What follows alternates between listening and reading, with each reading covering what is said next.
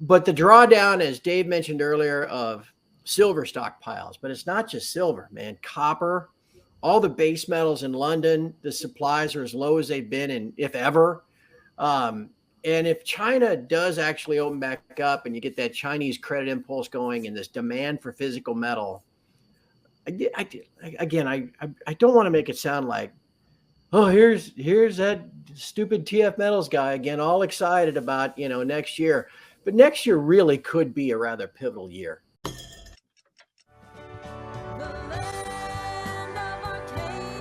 Well, hello there, my friends. Chris Marcus here with you for Arcadia Economics. And I hope you've been enjoying the replay of the panels we did at SilverFest this year, which was a couple weeks ago now. And we do have one left, which was our Ask the Experts segment. And fortunate to be joined by 5 great experts: Dave Kranzler, Chris Marchese, Craig Hemke, James Anderson, and Rob Keynes, who took questions at the end of the day. So a lot of good information and a lot of the questions that have been on the audience's mind.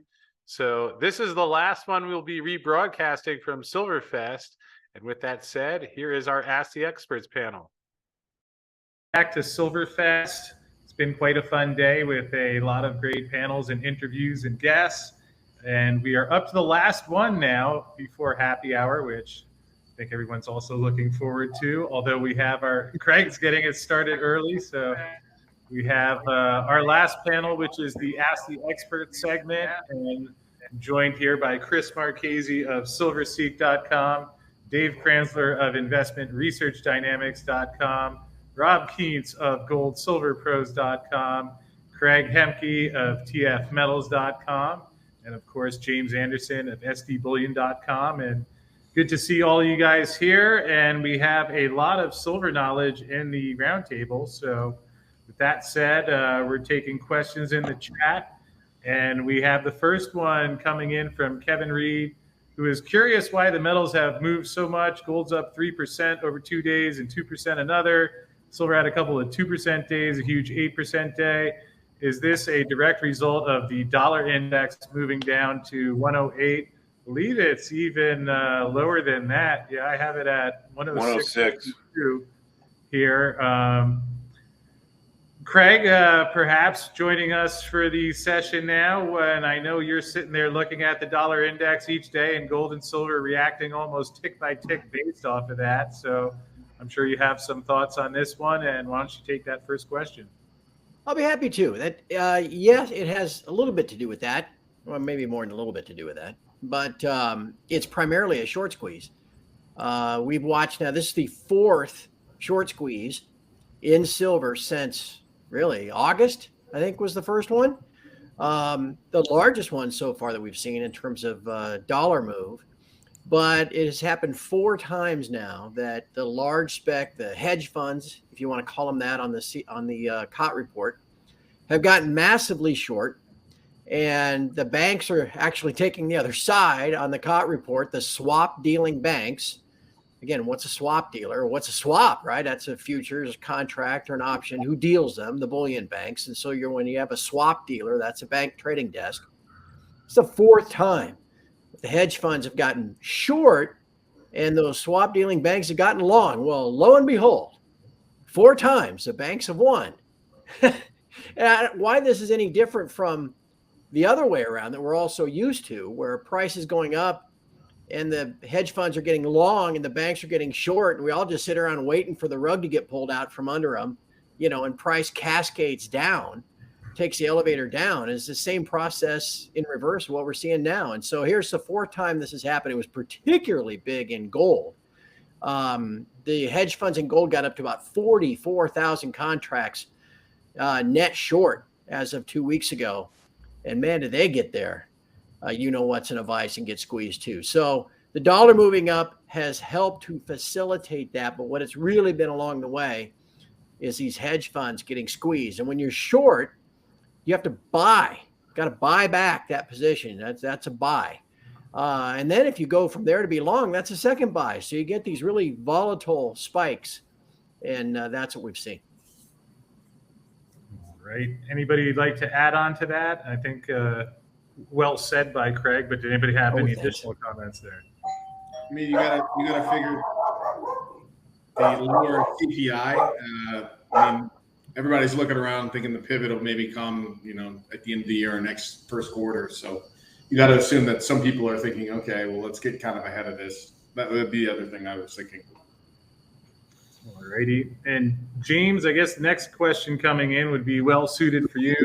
What's up with the junk silver market where we've seen premiums pretty high recently? I heard as high as 60% from one dealer.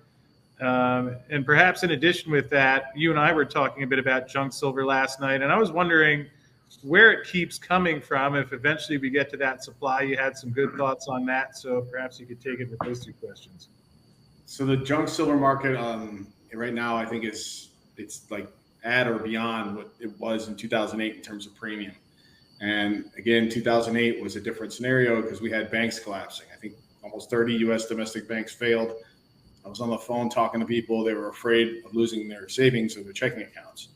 And so they would buy silver or gold hand over fist at the time. And right now it's not that. We don't have that. But we have premiums that are blowing out because of the situation in the physical market. A lot of the silver, junk silver that comes into the market that's being traded is coming from local coin dealers. They'll use, there's a website out there that coin dealers trade amongst one another through. And so that's a way that we get a lot of supply in terms of 90% silver. But these coins mostly are held by older coin, brick and mortar shop owners who started their business in the 70s and 80s. These are older people who keep 90%, and occasionally when the premiums get high, they'll let go of some of it. But they treat it almost as in terms of their business as like their savings account. And when the allocation of that savings account gets too high, they'll take off a little, especially when premiums get this high. And so I think that's what's been happening a little bit of late. But you have premiums on junk that are 45-50% in retail, and as well in the 2010s. And every time, in the 1980 high of silver, huge amounts of silver coins, 90% coins got melted. And that's pretty much happened every decade since. Maybe not to the size that happened in 1980, but in the 2010s, in the late 2010s, we were hearing about refineries selling 90% junk silver just simply to recoup the silver because, at SD Bullion, we would do sales for junk silver at spot, and now it's 50% over spot. So that's the difference in about 2 or 3 years, All right. Well, hope that helps with that question about the junk silver market. Next one coming in here. I think this is a good one to have a few of you guys address. Do you see any scenario where those who have put a substantial amount of assets into precious metals are left holding the bag? And he is asking over a 5 to 20 year outlook. Craig, could you imagine doing the column in the podcast for another 5 to 20 years with silver below $30, or is that going to be the snapping point? Dave and I will be dead by then. It's like, no, actually, Dave won't. He's like Keith Richards, Yeah, right. You won't need to be embalmed at all. He's already been pickled. But no, it's not going to be that long. I was reading that question. Are left holding the bag? I'm not sure exactly what Daryl means by that.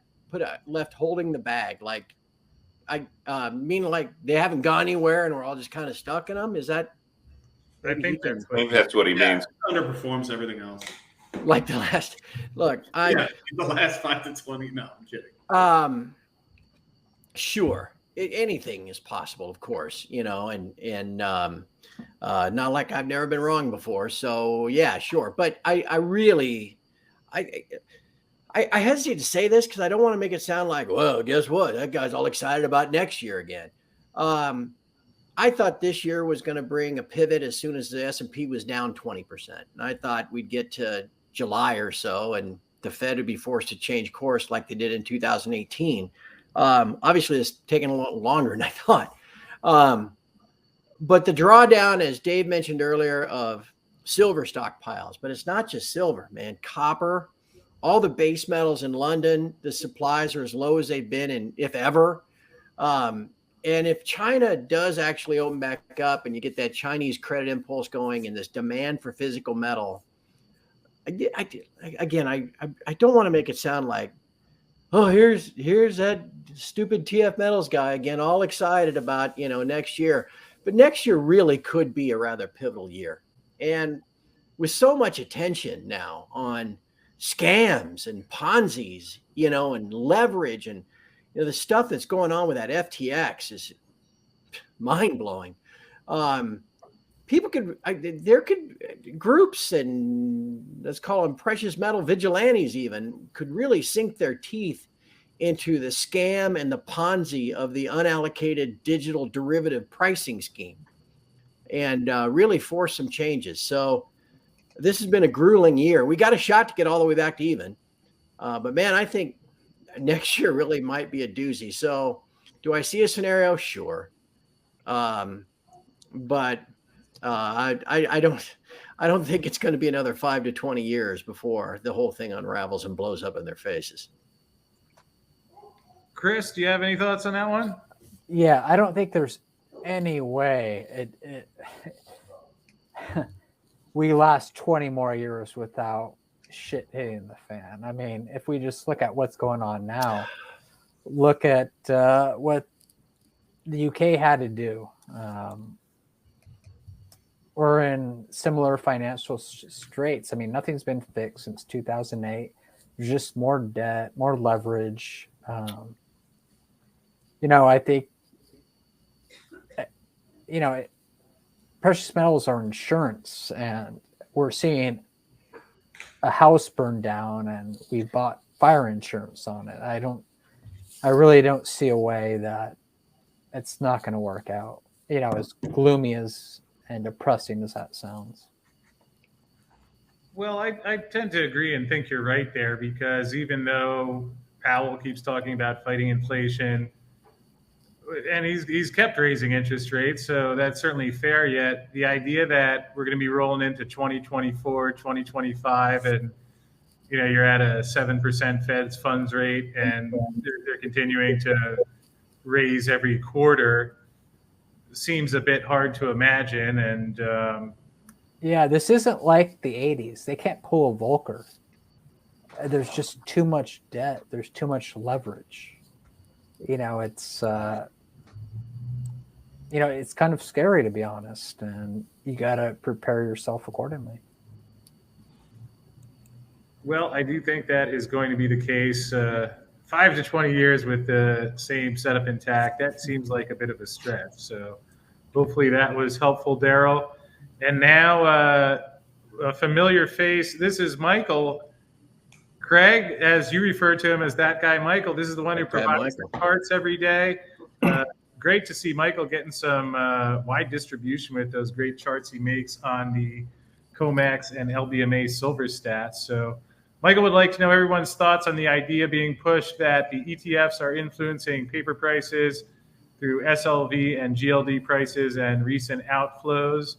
Who would like to comment on that one first? Ask Dave that one. Me? Yeah. You've been watching those scam things. Those things are just flywheels of physical metal for the banks. You've been talking about that since before I even met you. Yeah. Well, first of all, I wouldn't necessarily take the daily reports about the movement of gold and silver into SLV and GLD. I wouldn't take them for face value. Yeah, I think there's a lot more going on there. And if you do a careful reading of the GLD or SLV prospectus, you can see that it's basically those two ETFs. I'm sure they have plenty of gold and silver in the custodial vaults, but that gold and silver is I believe, and this isn't my unique thought. In fact, James Turk did the seminal work on this when the GLD S4 was originally filed. I think it was back in 2004. Those two ETFs, the gold and silver that's in the vaults, are used by the banks when they need gold and silver to deliver into contract obligations to the big boys. And I'm not talking about, Silver Eagle premiums are 50% from the U.S. Mint. We better make sure the U.S. Mint gets more silver. No, this is India and China and Russia, etc. When entities and central banks and those in the Eastern Hemisphere are expecting to have large quantities of gold and silver delivered, and there's a scarcity of it, like we saw in March 2020, like I think we're seeing now, they use the gold and silver sitting in those vaults and at the sub-custodians of those vaults in order to fulfill their deliveries, because those are the contracts they can't default on. You know, if they don't have enough silver to send to Sunshine Mint to make blanks for the U.S. Mint, they don't give a rat's ass. It doesn't matter. No one cares, except for people who want to, you know, try and buy silver in close proximity of the price that you see on the screen.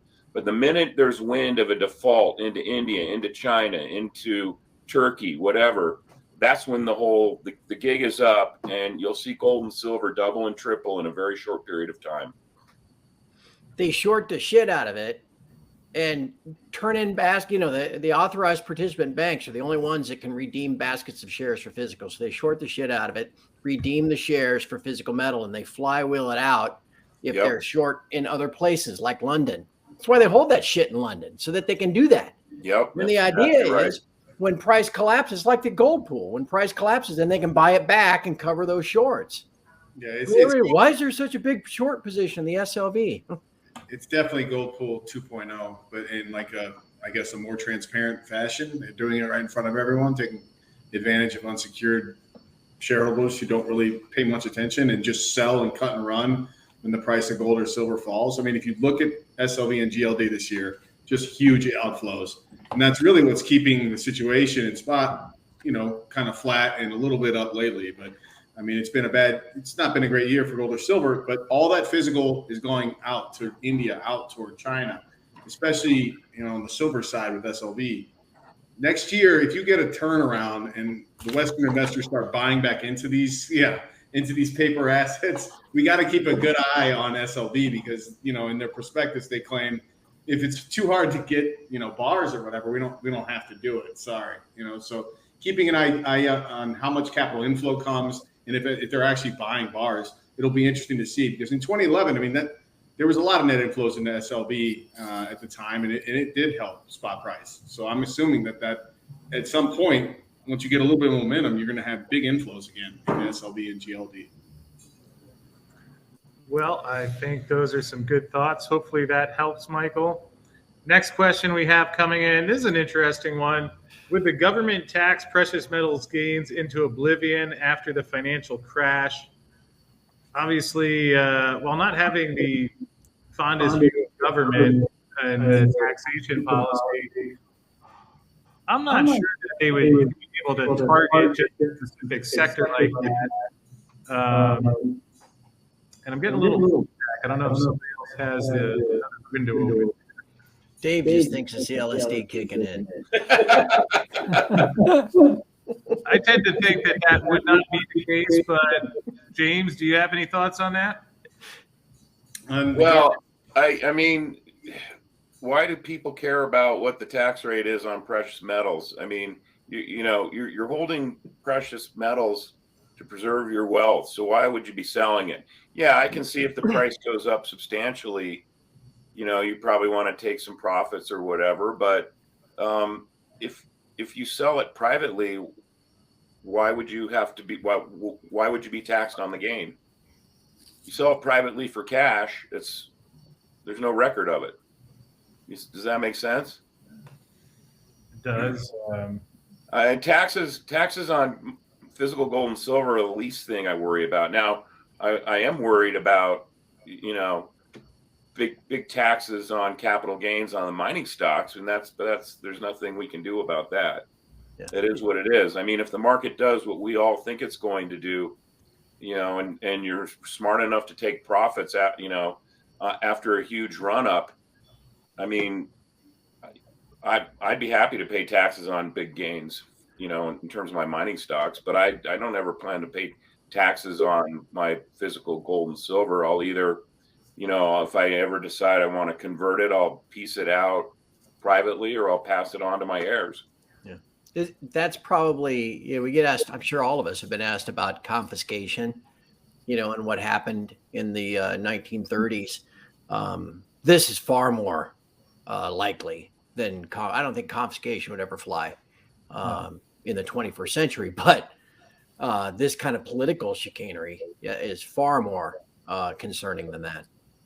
Do you know what's odd is they always want to tax commodity producing companies more Right. Good point. higher royalties instead of these other businesses like tech and whatnot good that point. make obscene profits. It's so obscure. That's a good point, Chris. Well, they set up a financialized system to suppress commodities generally, and that's why commodities are seen as a spike and dive, and then the tech assets can bubblicious for 3 or 4 years. But they can make these abnormal profits. No one's saying, "Oh, let's tax them higher." No, of course not, because they think it's all growth, but we don't calculate all the issues that come from like social media and all the trauma that we get, the side effects and all the bad parts of it. But it makes no sense to tax commodity companies because they provide the things we need. No doubt. It's very odd. Well, we're going to learn this decade. I mean, we've underinvested for a decade now, and we're going to have a real comeuppance in terms of commodity value. So yeah. Well, it would definitely be some selective targeting, which again, I guess we can't really rule anything out. And I think the big thing is once they really start to run into trouble, how does a desperate government act? I guess we'll find out. But man, that would be a little selective taxation. Like, all right, the metals finally went up, raising taxes on that. So, but we shall see how it plays out. I guess we can't know for sure in advance yet. Here's a question that, Craig, this one is seeking you. If there's ever been one right in your wheelhouse. Short term, where do you see the dollar trending down to in the next few weeks and quarters? Obviously, you're tracking that pretty closely every day. So what do you see next there? Well, it's going to bounce next week. In fact, I mean, if you're a really aggressive trader, there are ETFs that track the dollar or the dollar index. If it gets down to its 200-day moving average early next week at 105, like falls another point Sunday night or something, what a great opportunity. I mean, it's down, 6 points in 6 days or something like that. It's outrageous how fast it's falling. So it's going to bounce. When it does, the machines are going to sell digital gold and digital silver, and they're going to pull back. Then we'll see from there. But it looks to me like it is topped on the chart.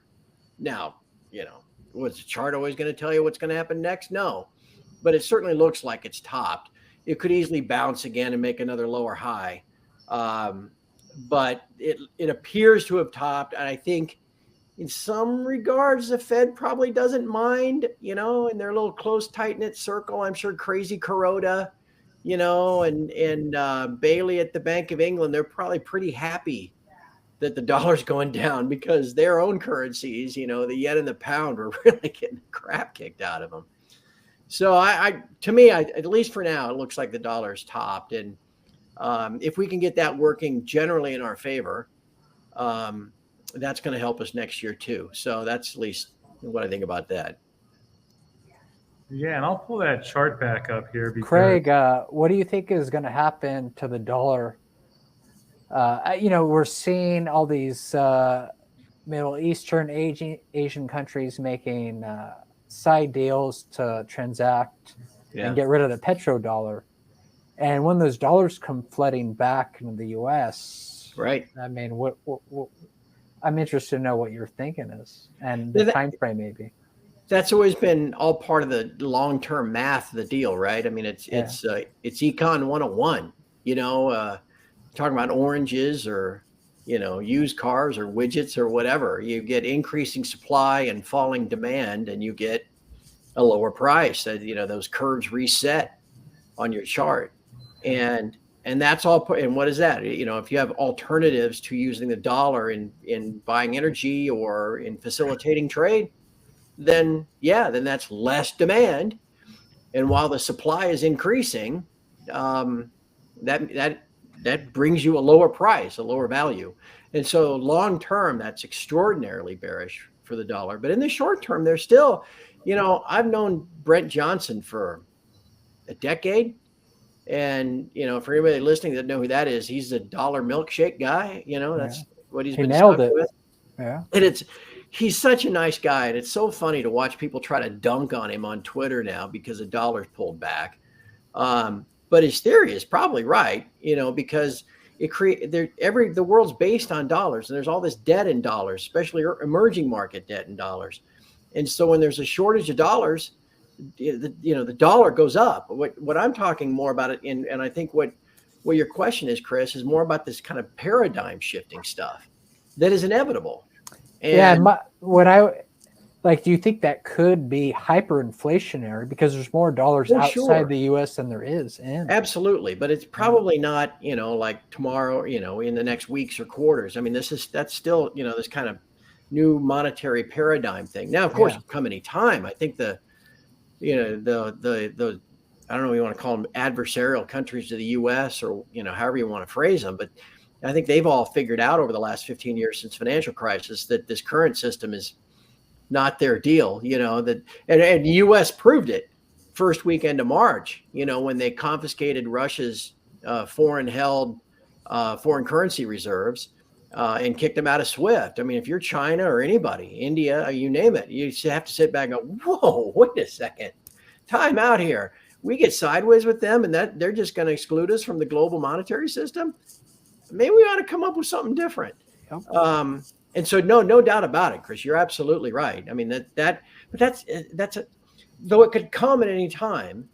And, there are rumblings out there that these things are moving. I don't think that the world is ready for that yet. I mean, I don't think the infrastructure is set up for it yet. So that's more of a longer term thing, for when Dave and I are in the old folks home together. I do think it will be under the 20 years as outlined in that. Yeah. Oh, yeah. It's hard to, but I think some of it, it's not all going to happen at once. But. And I agree with you. I guess the hard part for me is that, I go back to 2011. I think, well, there's no way we're going to make it in 2012. This whole thing is, the wheels are coming off by 14 for sure, and here we are in 21. And so I guess it's just like, I feel like my time frames have widened out.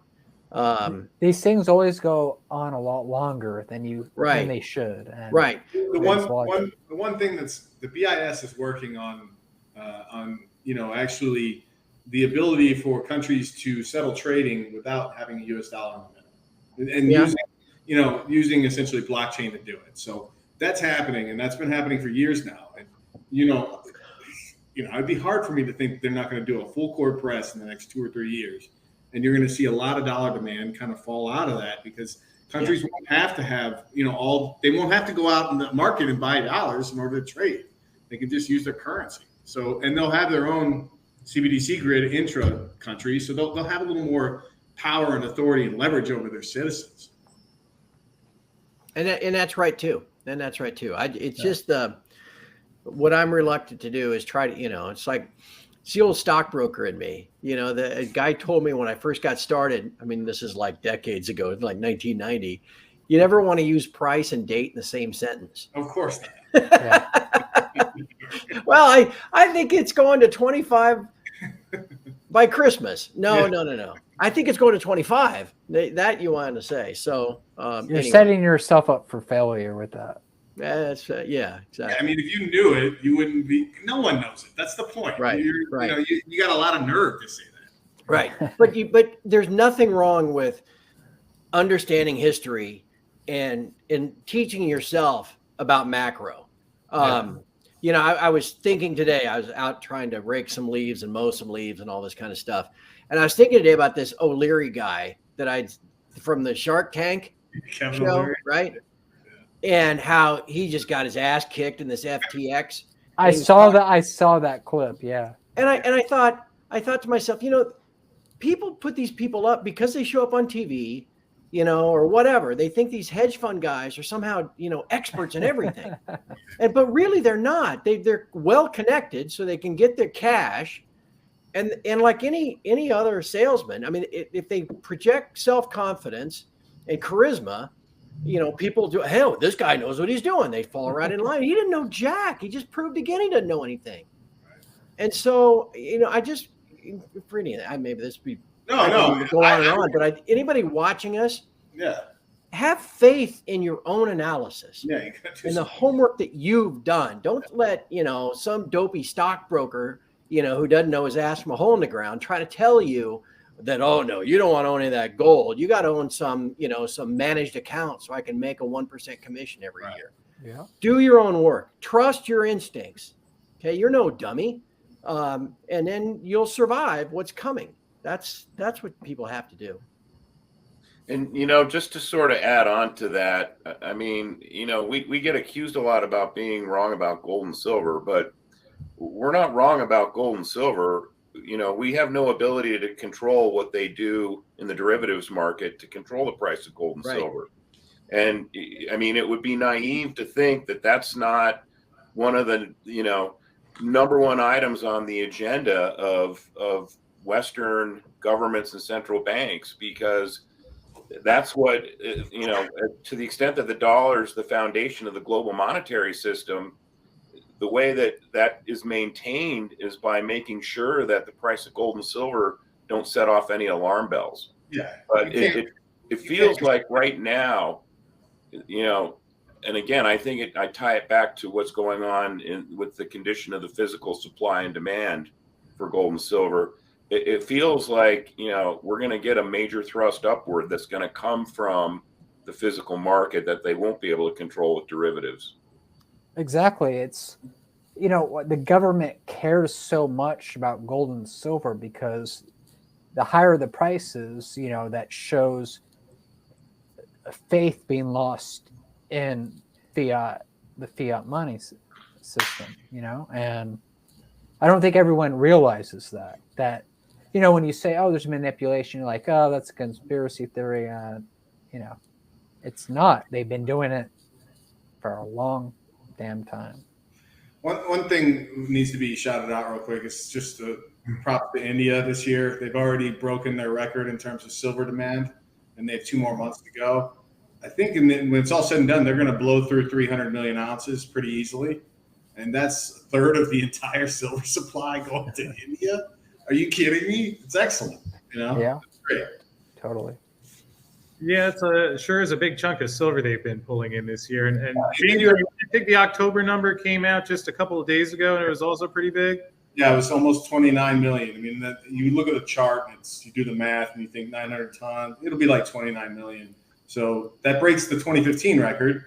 And then, that's India. But the U.S. and Germans and people in Europe, people are buying silver heavily. Yeah. I mean, it's real trouble. And that's why London is just sinking down. So I'm looking for capital inflows next year once the momentum gets going. And all of a sudden you could have an upside real run real quick, like we were talking about just a little bit earlier. I mean, if we looked at the 70s, I think it was 75, 76, gold got cut in half before it continued its rally. That's correct. Yeah. Once the futures markets that came in and the legalization of gold, it went from 200 to 100, and it went from 100 to 800. So an 8-bagger in gold can happen in a matter of years. I mean, right now I think it's more political, so it may not happen that quickly. You won't see gold 8-fold in 3 or 4 years, but you could see gold 8-fold in the next 7-8 years. I think pretty easily. Because even if it 8-folds, it's still underpriced. That's how stupid this system's gotten. Yeah. I mean, it seems like the coiled spring where it makes sense on one hand. Craig, you were saying it's hard to tell the timing of these things where, you have the inertia of natural gravity and supply and demand, and then you have a bunch of forces that willing to do whatever possible to maintain the current arrangement of power. And so that is a tricky thing to price, although with that said, that leads in perfectly to what I think will be our last question of the panel here. Now that we've talked about how it's impossible to predict the timing, what is the silver price at the end of 2023? James, why don't you go first on this one? I need to look at my charts here. How dare you put me on the spot? I'm looking at my chart. Give me a sec. Pull up silver and just kind of vision this thing. I need to go back out. One sec. By the end of next year, let's see. James. Yeah, I would be extremely disappointed by the end of next year if we're not over 30 an ounce. So I'm gonna say 34 roughly. Something like that. We've already popped 30, gone up near 40, and came back under traced and been bouncing around in the 30s. So, yeah. So I think if silver can break 30, 32 next year on a sustained basis, there's not much resistance overhead. I think we could be testing 50, but then it could also be still in the 20s. Like we don't know enough that there's not enough information on the above ground supply of silver that is still available. But I'll go with let's say 46. Alrighty, Dave. What are your thoughts on silver at the end of 2023? Carol knows I don't like to put time frames on my price projections, but I think 30 is a safe number. I mean, I'm kind of in James' camp. I think I'd be disappointed if it's not over 30 by the end of next year, but I don't think 30 is unreasonable. Craig? 8 or 10, something like that. I was actually going to say that at first. Just shout out to all the trolls out there. All right, well, you know what? No, I think all those numbers are probably right. I think we get back to even on the year by the end of this year, 23, 35, something like that. I think we got a shot at turning green before the end of the year, which the way this year is gone, that wouldn't be too shabby. And then as other guy, I think it was maybe Chris said, you get above 28, that's going to start getting attention. I mean, at some point, all bets are off. So let's have some fun. So you're recording this, Chris? Yep. All right. So like by a year from now, delete this if I'm wrong, but post this if I'm right. I think all hell breaks loose. Silver goes like nickel, trades as high as $57, and then pulls back, finishes the year around 50. Well, I think that would be an answer that a lot of people watching could live with. And I'll say myself, I think what Chris mentioned makes a lot of sense, where you could see something still in the 20s. I've tended to see from everything we've seen the past couple of years that 30 does feel to me like a bit of a line in the sand, where saw how back in July of 2020 got right under 30, and then we saw it get over 30 for a couple of hours last year until obviously we had an unusual sequence of events in February of 2021. And so I could see it pushing up against there. I'll guess with, if it goes over 30, we see it end the year somewhere in the 40s, and that there could be a big gap up there. So, but I'll be rooting for Craig's answer that 75 in the 50s somewhere. Here's one for Craig. We'll see silver over 30 before the Chiefs win another Super Bowl. You mean before February? No, before they win another Super Bowl. That's what I mean. They're going to win it again in February. Well, Dave, like I told you before, if the Jets come through and win the Super Bowl this year, that's when you know $50 silver is next. There you go. Anything is possible. So anyway, with that said, we are going to wrap up this last panel of SilverFest. I want to thank all of our panelists here, Dave Kranzler, Craig Hemke, James Anderson, and Chris Marchese. It was a lot of fun going through some of these questions. Also want to thank everyone at home who's been part of us for this entire day. Quite a list of panels we had. We've been going 8 hours already, so hope everybody had fun and learned a lot and got to see some of their favorite speakers. And I think we covered just about every element of silver that could possibly be done in one day, but honored to be here and doing this for the third year that we've done it. So we are going to be having happy hour in the Arcadia booth. So if anyone wants to just come relax and have a beer or a glass of wine or bring their dinner in there, we'll be hanging out there for a while. And just want to thank everyone again for being a part of this. Hope it was a fun day for you. And that's it. Thank you again to the panelists. I'm going to wrap up here, but Happy SilverFest III. Well, thank you to all of our experts for everything they shared there. I hope you found that helpful. And also thank you to everyone who attended SilverFest and had a good time there. It was great to meet a lot of you and get a lot of the questions answered, and just a fun day all around. So I hope you enjoyed that. And before we wrap up, did want to thank BlackRock Silver, who brought us today's video. BlackRock, who is exploring and advancing their project in Nevada in the Tonopah West District, where earlier this year they released their maiden resource of almost 43 million ounces at an average grade of 446 grams per ton. Fortunately, they've continued doing step-out drilling since then and have found additional sources of mineralization. As you can see, they've been drilling out here further to the west. And I know that Andrew Pollard of BlackRock, excited by what he's found so far, and believes that there is further potential even further west there. And on top of that, they've even been finding lithium in there, which certainly at a high lithium price right now is quite good news for what BlackRock is doing out there. So congratulations to BlackRock on their results. You can find out more about them at blackrocksilver.com. And with that said, going to wrap up for today, but hope you enjoyed this one. It was a lot of fun doing the whole SilverFest with everyone. Thank you again to BlackRock, and I'll see you again tomorrow.